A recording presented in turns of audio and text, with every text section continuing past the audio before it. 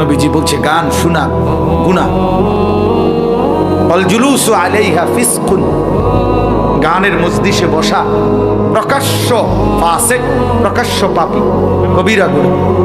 ওয়াত তালাদ্দুযু বিহা কুফরুন, নবী সাল্লাল্লাহু আলাইহি সাল্লাম বলছে গান শুনে যদি কেউ মজা মারে, স্বাদ করছে গিরে মানে ঈমান নিছে আর কি। আল্লাহ রাসূল বলছে গান শুনে যদি কেউ মজা পায়, স্বাদ, কুফরুন, তাহলে সেটা কুফরি। কুফরি। রাসূলুল্লাহ সাল্লাল্লাহু আলাইহি সাল্লাম বলেছেন নালার পানি, স্রোতের পানি, ঝর্ণার পানি, যেখান দিয়া পুরা দমে পানি আসে, ওইখান দিয়া খুব দ্রুত ঘাস, সতেজ সজীব সবুজ ঘাস উঠে বেশি, কারণ এদের পানিটা কি আসে, আরামসে আসে। আল্লাহ রাসূল সাল্লাল্লাহু আলাইহি সাল্লাম বলেন পানির নালার মুখে যেরকম ঘাস তরু তাজা সতেজ সজীব হয় দ্রুত গতিতে, ঠিক যেখানে গান হয় সেখানে মুনাফিকি খুব দ্রুত গতিতে এরকম দ্রুত তৈরি হইতে থাকে। আল্লাহ রাসূল, আল্লাহর নবী বলছেন আল গিনা রুকিয়াতুজ জিনা, গান জিনা ব্যভিচারের তাবিজ। গান ব্যভিচারের তাবিজ, যেখানে গান সেখানে অল্প সময়ের পরে ব্যভিচার, নাচতে নাচতে গাইতে গাই যত ব্যভিচারী, তো সেখানে যেখানেই জিনার আড্ডা, যেখানেই ব্যভিচারের আড্ডা, তো সেখানে গান আরেকটি অনিবার্য অংশ, মদ এটার একটা অঙ্গাঙ্গী অংশ। এই তিন জিনিস কাছাকাছি, এই তিন জিনিস কাছাকাছি। গান আছে তো ব্যভিচারও আছে, গান আছে তো মদের বোতলও আছে, নেশারও আছে।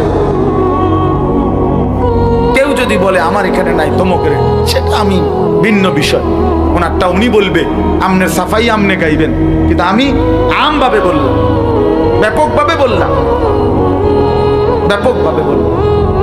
এই জন্য বলতে চাচ্ছি রং তামাশার এই দুনিয়া, খেল তামাশার এই দুনিয়া। আল্লাহ রাসূল সাল্লাল্লাহু আলাইহি সাল্লাম স্পষ্ট হাদিস আছে, একেবারে আল্লাহর কসম, জুমার খুতবার বই আছে আপনার, ওইখানের খুতবার মধ্যে আছে আল্লাহ নবী সাল্লাল্লাহু আলাইহি সাল্লাম বলছেন আমারানি রব্বি বিমাহকিল মাআজিফ ওয়াল মাজামির, আল্লাহ তাআলা আমাকে দুনিয়ায় পাঠিয়েছেন এই আদেশ দিয়ে যেন আমি বাদ্যযন্ত্র ধ্বংস করি, ভেঙে ফেলি। বাদ্যযন্ত্র ভাঙার জন্য আল্লাহ তাআলা নবীকে পাঠিয়েছেন, নবীজির আগমনের একটা উদ্দেশ্য। অতএব ধর্মের নামে, ধর্মের নামে, ধর্মের নামে, বুজুর্গের নামে, যে কোনো কারো নামে যেখানেই বাজনা বাজবে সেখানেই সেটা গুনাহ, গুনাহ, গুনাহ, গুনাহ।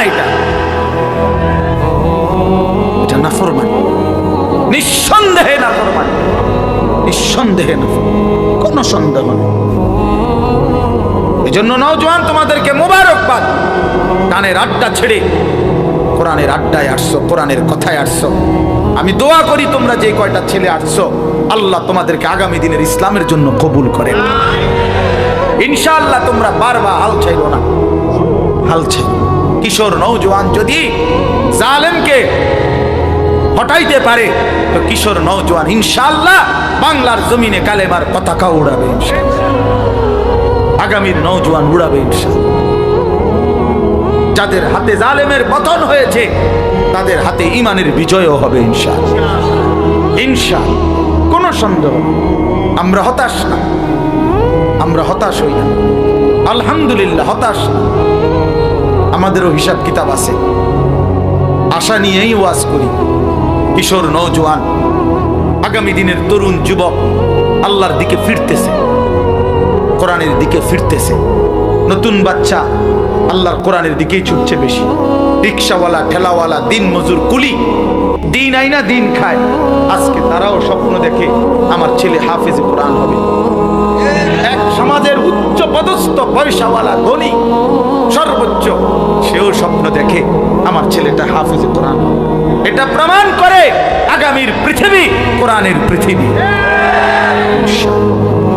মনে রাখো, বাংলা বাংলাদেশের গলিতে গলিতে, রাস্তার মোড়ে মোড়ে, গ্রামে গ্রামে, পাড়ায় পাড়ায়, মহল্লায় মহল্লায়, শহরে মফস্বলে, রাজধানীতে, সর্বত্র এই যে নুরানি মাদ্রাসা, হাফিজি মাদ্রাসা, এত মাদ্রাসা হচ্ছে। কারণটা কি বলেন? কারণ এত মাহফিল, এত মাদ্রাসা কা? অনেকে কয় তো এত মাদ্রাসা কা, আমিও তো কই বেটা এত মাদ্রাসা কা। এটা তো আমারও প্রশ্ন, এত মাদ্রাসা হচ্ছে কেন?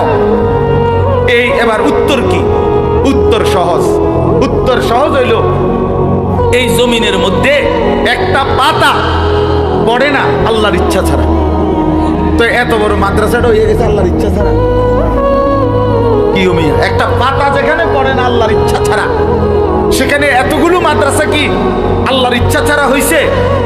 না, আল্লাহ তাআলা এটাই বুঝাইতে চাইছে, আমি উম্মতের গলিতে গলিতে, আমার বান্দার গলিতে গলিতে আমি কোরআনের ঘর চালু করে দিলাম, যেন আমার বান্দা প্রতিটা মোড়ে মোড়ে, গলিতে গলিতে, রাস্তার কোনায় কোনায়, চতুর্দিকে যেন আমার বান্দার সন্তানরা আল্লাহর কোরআন পড়ে, আল্লাহর কোরআনের হাফেজ হয়। আগামী দিনে প্রতিটা গলি গলি থেকে কোরআনের মুজাহিদ, ইসলামের সৈনিক বের হবে ইনশাআল্লাহ। ইনশাআল্লাহ। মনে রাখো, এই সমস্ত সুল্লা মুল্লা, এই সমস্ত বান্দরামি টিকবে না। তোমাকে ওই তামসা, বেডি সাউন্ড আর মোবাইল টিফোন টিকবে না, আমি বলি। মনে রাখো বন্ধু, আনিস যদি কোনোদিন নাও থাকে পৃথিবীতে, মনে পড়বে একদিন। মনে রাখো ছেলেরা, এই রং তামাশার, এই ফুর্তি, এই অসভ্যতা, এই নোংরামি থাকবে না। তোমার ফেসবুকের আব্বাও থাকবে না, তোমার ইউটিউবের আব্বাও থাকবে না, তোমার বড় মোবাইলের আব্বা থাকবে না পৃথিবীতে।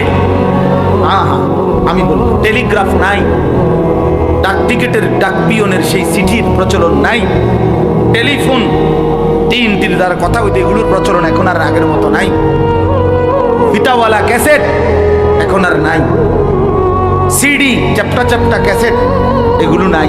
এটি আমি দেখছি সব। টেলিগ্রাফ আমি দেখছি, টেলিফোন আমি দেখছি, চিঠি আমি ছাত্র জীবনে বাড়িতে তো সবসময় চিঠি পাঠাইতাম, চিঠি দিছি, দেখছি। এরপরে আপনার ফিতাওয়ালা ক্যাসেট দেখছি, সিডি দেখছি, করিও নাই কেন। আমার বয়স তো কমপক্ষে 230, জানেন না আপনারা? 230, আপনি কত কত কন? 218, কত 2 বছর কমাই এখন বুঝছেন? 43 বছর। 43, আমি 81 সালের অক্টোবরে আমার জন্ম, 43 শেষে 44 শুরু আমার বয়স। তাইলে মাত্র কয় বছরের ব্যবধান? 40 বছরের ব্যবধান, 30 বছরের ব্যবধান হবে। আমার ছোটবেলার 8-10 বছর বাদ দিবেন না আগে? আমার অবুঝ সময়টা, এই সময়টাকে আমি বুঝি নাকি? এই সময় তো কি দেখছি আমার মন নাই। 6 বছর 5 বছরের তো আমার মনে নাই, মনে আছে 10-এর পরে। তাহলে 30 বছরের ব্যবধান। তাহলে 30 বছরের ভিতরে বন্ধু ছেলেরা, আমি অনুরোধ করি তুমি বুঝতে শিখো বাপ। 30 বছরের ব্যবধানে এতগুলো প্রযুক্তি নাই হয়ে গেল, তো আগামী 30 বছরের ভিতরে এগুলো তো থাকতো, এগুলোর পরের ভার্সনও থাকতো, এগুলোর পরের ভার্সনও থাকতো।